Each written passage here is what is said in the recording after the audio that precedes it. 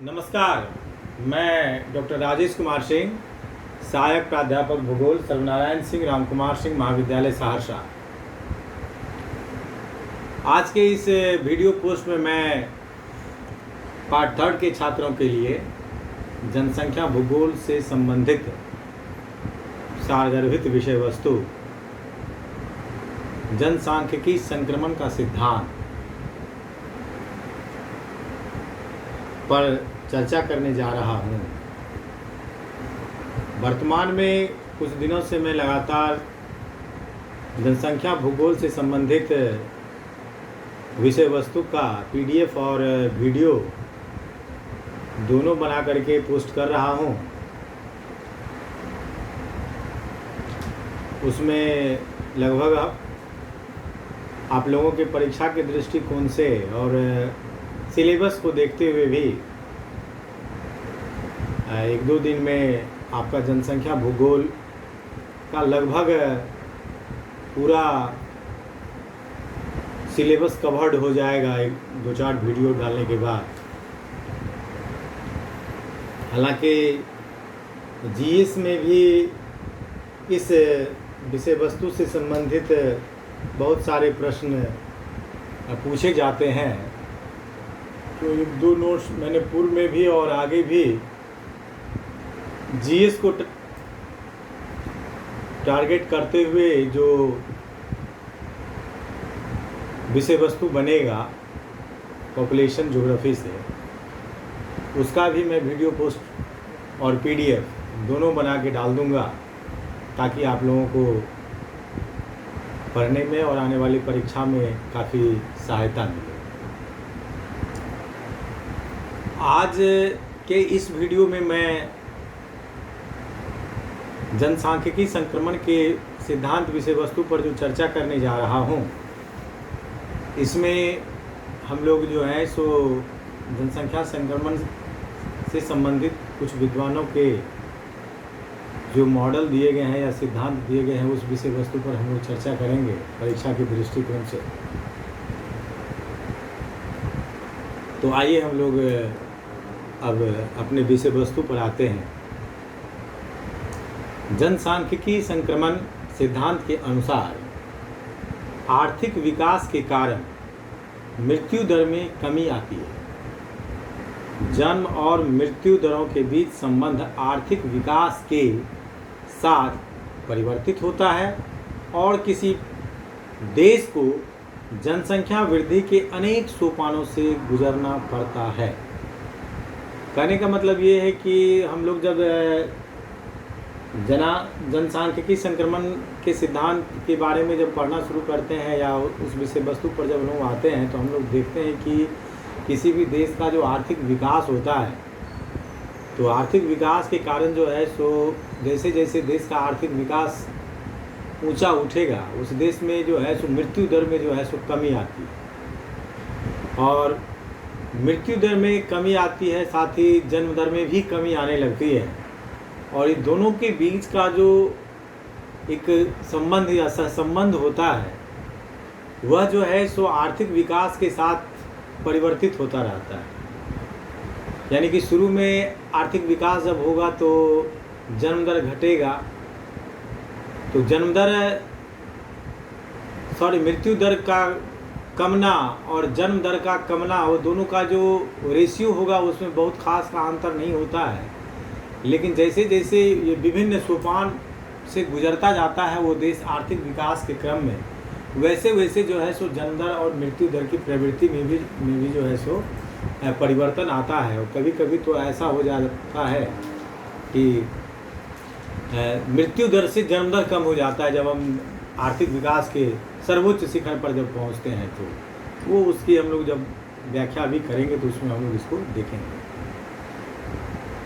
इसीलिए जो है सो आर्थिक जनसांख्यिकी संक्रमण के सिद्धांत में जब हम लोग बात करते हैं, तो हम कहते हैं कि आर्थिक विकास में कोई भी देश जो है सो कई सोपान, अनेकों सोपान से जो है सो वो गुजरता है या गुजरना पड़ता है। CP बलेकर ने जनसंख्या को उच्च अस्थायी, शीघ्र विस्तारकारी, कम अस्थायी और घटती किस्म में विभाजित किया है। मैक्स, ये लोग प्रसिद्ध जनसंख्याविद विद्वान हैं जिनकी हम चर्चा कर रहे हैं, पीसी बलेकर और मैक्स महोदय। मैक्स ने जनसांख्यिकी बदलावों की 4 स्थितियों की पहचान की है। जनसांख्यिकी बदलाव के सिद्धांत के अनुसार आर्थिक विकास के दौरान जनसंख्या की इन सोपानों से होकर गुजरना होता है। यानी हम जो है सो अब मैक्स महोदय ने जो जनसांख्यिकी संक्रमण का सिद्धांत दिया है, उस विषय वस्तु पर हम चर्चा कर रहे हैं। तो मैक्स महोदय द्वारा वर्णित जनसांख्यिकी संक्रमण के मुख्य 4 सोपानों की बात की गई है, जिसमें हम लोग अब इसके पहले सोपान की बात करते हैं कि पहले सोपान में क्या इन्होंने क्या बात करी।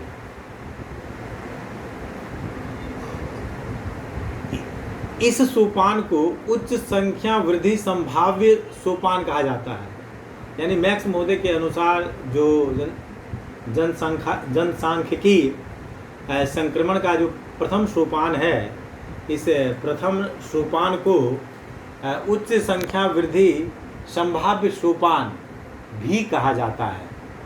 इस सोपान का मुख्य लक्षण उच्च एवं घटते बढ़ते जन्म एवं मृत्यु दर है, जो एक दूसरे को प्रायः निष्क्रिय कर देते हैं। अधिकांश लोग ग्रामीण क्षेत्रों में रहते हैं और कृषि उनका मुख्य व्यवसाय होता है, जो पिछड़ेपन की अवस्था में है। यातायात, वाणिज्य, बैंक और बीमा क्षेत्र अल्प विकसित स्थिति में होते हैं।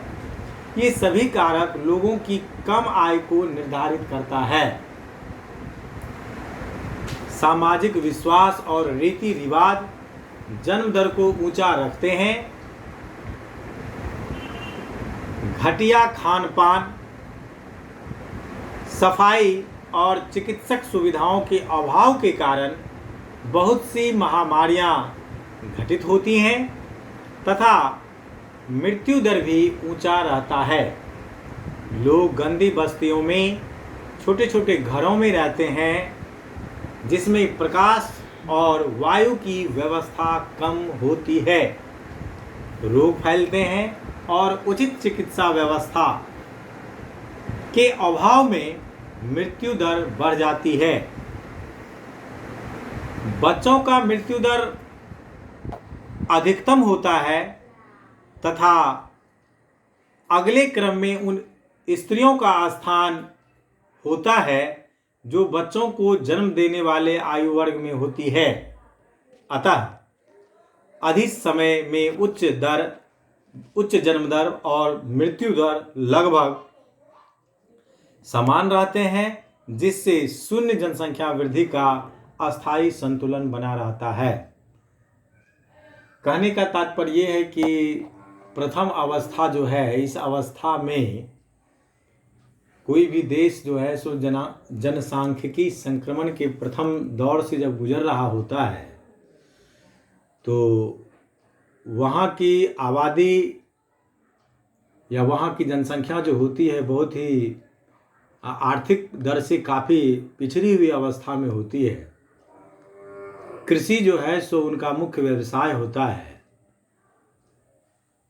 चिकित्सा सुविधा, बीमा और सुविधाएं जो हैं, इन सब की भारी घोर कमी देखी जाती है। परिणाम स्वरूप जो है सो मृत्यु दर जो है सो काफ़ी अधिक होता है। लेकिन इस दौर में एक बात और देखने को मिलती है कि जितना ही मृत्यु दर अधिक होता है, जन्म दर भी उसी दर से बढ़ा रहता है। इसलिए जो है जनसंख्या में वृद्धि नाम की कोई चीज़ नहीं होती। जितने लोग मरते हैं उतने जन्म भी ले लेते हैं। बच्चों का मृत्यु दर अधिकतम होता है तथा अगले क्रम में उन स्त्रियों का स्थान होता है जो बच्चों को जन्म देने वाले आयु वर्ग में होती है। अतः अधिक समय में उच्च जन्म दर और उच्च मृत्यु दर लगभग समान रहते हैं, जिससे शून्य जनसंख्या वृद्धि का अस्थायी संतुलन बना रहता है। कहने का तात्पर्य यह है कि प्रथम अवस्था में जितना जन्म दर रहता है, मृत्यु दर भी लगभग उतना ही होता है, जिसके कारण जो है सो जनसंख्या वृद्धि जो होती है प्रथम अवस्था में लगभग शून्य होती है। हम इन बातों को निम्नलिखित चित्र के माध्यम से, मैं एक चित्र बना करके आपको दिखा रहा हूँ, जरा इसको गौर से देखिएगा।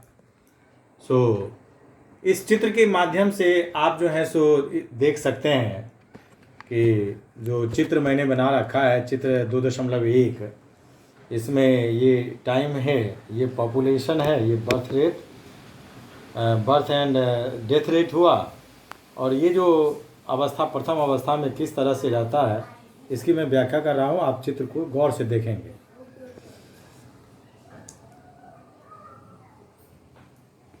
प्रस्तुत मैं जो ये रेखा चित्र आपको दिखा रहा हूँ, इस रेखा चित्र में जो है सो इस बात की व्याख्या बहुत बेहतर ढंग से होती है। आप गौर से देखें कि प्रस्तुत रेखा चित्र में समय काल HS उच्च अस्थायी सोपान और रेखा चित्र जो मैंने दिखाया है दो, इसमें जो है सो P वक्र के क्षैतिज भाग द्वारा दी गई है। जो P वक्र है, इस P वक्र के द्वारा जो है सो हम इसमें दिखा रहे हैं समय को, और इसमें अब हम लोग देखते हैं कि दूसरी अवस्था जो हमारी है, दूसरा सोपान जो हमारा है वो कैसा होता है। दूसरा सोपान में को जो है सो जनसंख्या विस्फोट का सोपान कहा जाता है। इस स्तर पर मृत्यु दर कम हो जाती है, जबकि जन्म दर निरंतर उच्च बनी रहती है। कृषि और औद्योगिक उत्पादकता बढ़ती है और यातायात के साधन विकसित होते हैं। श्रम और गतिशीलता अधिक होती है। शिक्षा का विस्तार होता है और लोगों की आय बढ़ती है। लोगों को बेहतर गुणवत्ता वाले आहार और उत्पादन प्राप्त होते हैं। चिकित्सा और स्वास्थ्य सुविधाओं का विकास होता है। इस स्तर पर व्यक्तिगत और सरकारी प्रयत्नों के कारण आर्थिक विकास की गति बढ़ती है। बेहतर तकनीकों का उपयोग, यंत्रों का प्रयोग और शहरीकरण बढ़ता है, परंतु लोगों की मानसिक प्रवृत्ति में कोई पर्याप्त परिवर्तन नहीं होता, अतः जन्म दर ऊंची बनी रहती है। आर्थिक विकास ने अभी तक जन्म दर को प्रभावित करना प्रारंभ नहीं किया है। जन्म और मृत्यु दर के बीच बढ़ते हुए अंतराल के कारण जनसंख्या अत्यधिक दर से बढ़ता है तथा इसी कारण इसे जनसंख्या विस्फोट की स्थिति कहा जाता है। यह जनसंख्या विकास में आरंभिक विस्तार का सोपान होता है, जब जनसंख्या एक बढ़ती हुई दर से बढ़ती है तथा इसे जो आपको जो मैंने रेखा चित्र दिखाया था इसमें जो है सो दर्शाया गया है। इस मृत्यु दर में गिरावट और स्थिर जन्म दर जैसा की रेखा चित्र के ऊपरी भाग में दर्शाया गया है, तो ऊपर में जो दर्शाया गया है। कहने का मतलब ये है कि जब हम प्रथम सोपान में हमने देखा कि उसमें जन्म दर और मृत्यु दर दोनों ही जो है सो काफ़ी अधिक होती है। जितना जन्म दर होता है या मृत्यु दर भी लगभग दोनों बराबर होता है। परिणाम ये होता है कि प्रथम अवस्था से जो देश, मतलब जनसांख्यिकी संक्रमण की प्रथम अवस्था से जो देश गुजर रहे होते हैं, उस देश में जो है सो जनसंख्या वृद्धि ना के बराबर होती है। लेकिन दूसरी अवस्था में जब हम आते हैं, कोई भी देश जब जनसांख्यिकी संक्रमण की दूसरी अवस्था में आता है, तो दूसरी अवस्था में जो है सो बेहतर चिकित्सा सुविधा का विकास होने लगता है, शिक्षा का भी विकास होने लगता है, अन्य सुविधाएं भी जो है सो बढ़ने लगती हैं, लोगों के जीवन स्तर जो है सो थोड़े ऊंचे होने लगते हैं, आर्थिक आय में भी थोड़ी बहुत वृद्धि होने लगती है। जिसका परिणाम ये होता है कि मृत्यु दर जो है कम जाती है। मृत्यु दर में अब जो है सो दूसरे सोपान में गिरावट आने लगती है, लेकिन जन्म दर में जो है सो कोई किसी भी तरह की गिरावट नहीं देखी जाती है। जन्म दर उच्च स्तर का ही बना रहता है। इसका मुख्य कारण ये होता है कि द्वितीय सोपान से जो देश या समाज गुजर रहा होता है, उन लोगों में मानसिक परिवर्तन नहीं आ पाता है। जो जनसंख्या वृद्धि के क्या कुपरिणाम होते हैं, कम आबादी कैसे बेहतर होता है। जैसे मान लीजिए कोई आदमी 10 बच्चे पैदा करते हैं और 10 जो है सो रिक्शा चलाएगा, झुग्गी झोपड़ी में रहेगा, लेकिन वो आप 10 बच्चे की जगह पर अगर आप एक बच्चे पैदा करते हैं और वो 10 बच्चे पर जो आप खर्च करते हैं, वो उस एक बच्चे पर जब आप वो संसाधन खर्च करेंगे तो वो बच्चा जो है सो डॉक्टर, इंजीनियर, कलेक्टर बनेगा। तो वो बच्चा जो है सो आपको कितना बेहतर जीवन स्तर आगे चल के देगा, और आपका जो आने वाला परिवार है, जिसको वंश, जिसकी हमें आपकी या आम लोगों की ज़्यादा चिंता होती है, वंश के बारे में लोग बहुत सोचते हैं, जो जनसंख्या वृद्धि का सबसे बड़ा एक कारण होता है। तो उस दृष्टिकोण से भी आप देखें तो वो बच्चा जो है सो अपने आने वाले पीढ़ी को कितना बेहतर जीवन देगा, इसकी आप कल्पना कीजिए। लेकिन ये जो बेहतर सोच है, ये सोचने की क्षमता द्वितीय अवस्था में जो देश रहता है, द्वितीय सोपान से जो देश गुजर रहा होता है, जनसांख्यिकी संक्रमण के द्वितीय सोपान से जो निकल रहा होता है, वहां तक जो है सो मानसिक रूप से लोग इस बात को समझने के लिए तैयार नहीं होते हैं। परिणाम ये होता है कि जन्म दर अब भी वहां पर काफी तीव्र रहता है, और मृत्यु दर पर चूंकि विभिन्न सुविधाओं का जो है सो विकास होने लगता है, टीकाकरण, चिकित्सा सुविधा, इन सब का विकास होने लगता है, जिसके कारण मृत्यु दर में कमी आ जाती है, लेकिन जन्म दर उच्च ही बना रहता है। परिणाम ये होता है कि दूसरी अवस्था को हम लोग जनसंख्या विस्फोट की अवस्था कहते हैं, यानी इस अवस्था में उस देश की जनसंख्या बड़ी ही तीव्र गति से बढ़ती है, जिसको कि मैंने जो बताया कि इस प्रस्तुत चित्र में आप जो है सो इसको आप देख सकते हैं कि इसमें जो है सो मृत्यु दर में गिरावट और स्थिर जन्म दर, जैसा कि आप ऊपर के रेखा चित्र में इसको आप देख सकते हैं। अब आइए हम लोग तीसरी अवस्था या तीसरे सोपान की बात करते हैं। तीसरा सोपान भी जनसंख्या विस्फोट का स्तर कहा जाता है, यानी कहने का मतलब ये है कि तीसरी इस अवस्था को भी जनसंख्या विस्फोट का ही स्तर कहा जाता है। यानी अब भी जनसंख्या विस्फोट हो ही रहा होता है, क्योंकि यहाँ भी जनसंख्या तीव्र गति से बढ़ती है। इस सोपान पर घटती हुई जन्म दर के साथ अधिक तीव्रता से घटती हुई मृत्यु दर भी होती है। फलतः जनसंख्या घटती हुई दर से बढ़ती है।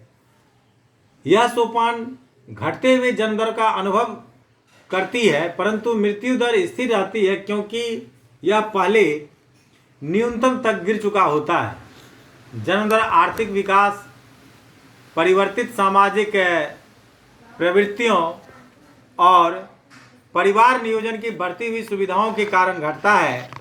जनसंख्या तीव्र गति से बढ़ती रहती है, क्योंकि जन्म दर का कम होना बंद हो जाता है, और जन्म दर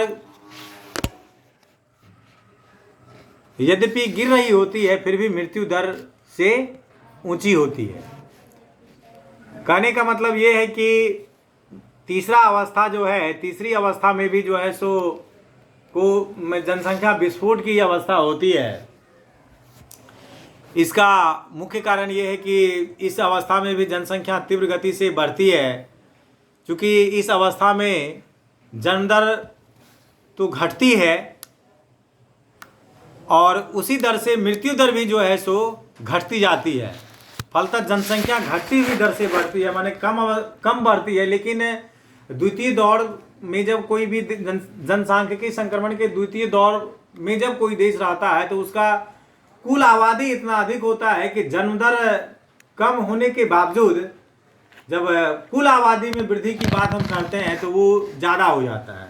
इसको आप इस तरह से समझ सकते हैं कि जैसे मान लीजिए कि कोई सामान जो होता है वो कोई कंपनी में बनता है, तो वो जो है सो CNF वाला लेता है, CNF वाला जो है सो होलसेलर को देता है, होलसेलर जो है सो रिटेलर को देता है, रिटेलर से मान लीजिए कोई ग्राहक लेता है।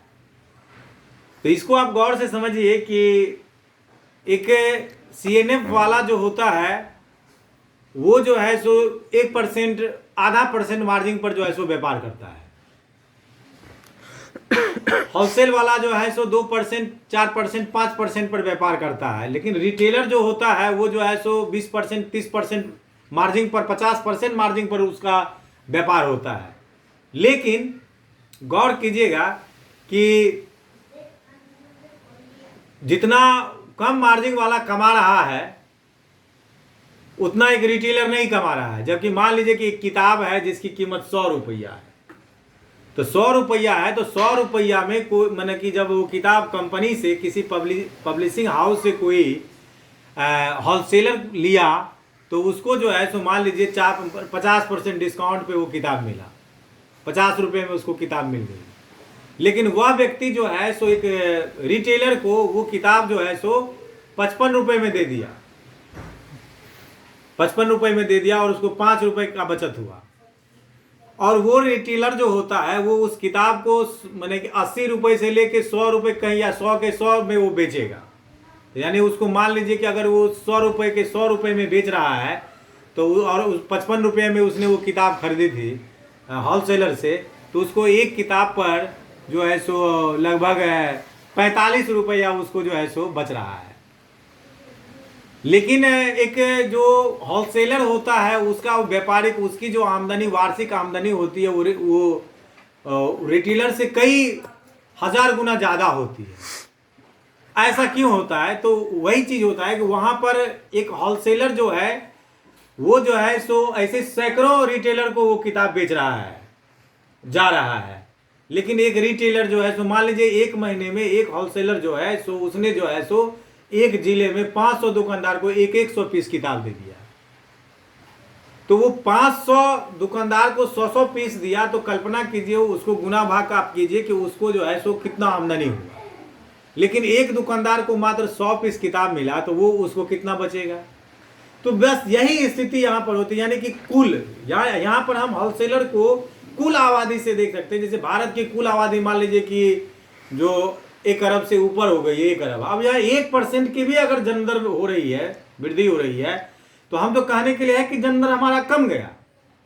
लेकिन कुल 1 अरब का 1% जब हम निकालते हैं तो वो टोटल जो होता है वो काफ़ी अधिक मात्रा में, काफ़ी बड़ी संख्या होती है। तो इस स्थिति में जो है सो जो मैंने कि तृतीय सोपान में यही स्थिति बनी रहती है।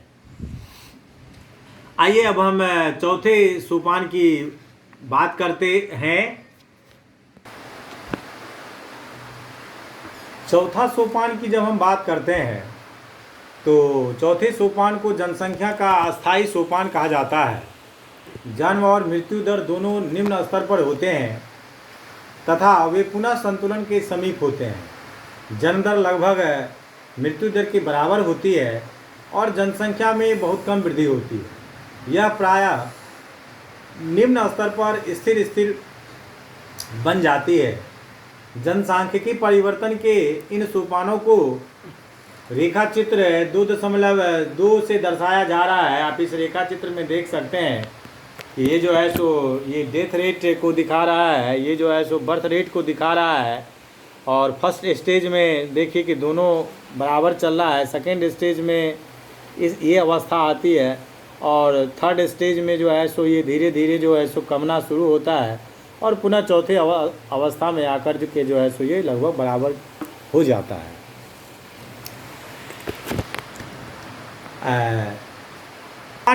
एक का चित्रण, ये जो सोपान स्टेज 1 है, ये स्टेज 1 जो है सो का चित्रण जो है सो उच्च जन्म दर, मृत्यु दर और जनसंख्या वृद्धि के निम्न दर से किया गया है। सोपान 2 की विशेषता उच्च एवं स्थिर जन्म दर, तीव्रतापूर्वक घटती हुई और मृत्यु दर और जनसंख्या के अति तीव्र दर से प्रकट की जाती है, यानी कि द्वितीय स्टेज में जो है सो जन्म दर भी घटने लगता है और मृत्यु दर भी जो है सो घटता है।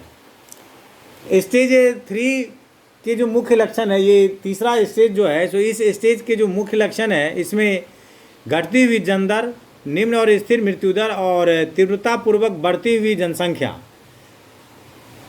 सोपान 4 यानी स्टेज 4 की अगर हम बात करें तो स्टेज 4 में जो है सो निम्न जन्म दर, निम्न मृत्यु दर और निम्न स्तर पर स्थिर जनसंख्या रहती है। तो इस तरह से उपरोक्त विश्लेषण के आधार पर हम इस निष्कर्ष पर पहुंचते हैं कि जन्म दर की तुलना में मृत्यु दर पर नियंत्रण करना सरल है, क्योंकि मृत्यु दर में कमी बाहरी कारकों द्वारा लाई जा सकती है, जबकि जन्म दर को कम करने वाले कारकों की प्रकृति अंतर्जात होती है। इस कारण विकास मार्ग पर चलने वाले सभी देशों को दूसरे सोपान से होकर गुजरना पड़ता है और आर्थिक जनसंख्या की समस्याओं का सामना करना पड़ता है। तो इस तरह से हम लोगों ने इस आलेख में जनसांख्यिकी संक्रमण का सिद्धांत विषय वस्तु को पढ़ा।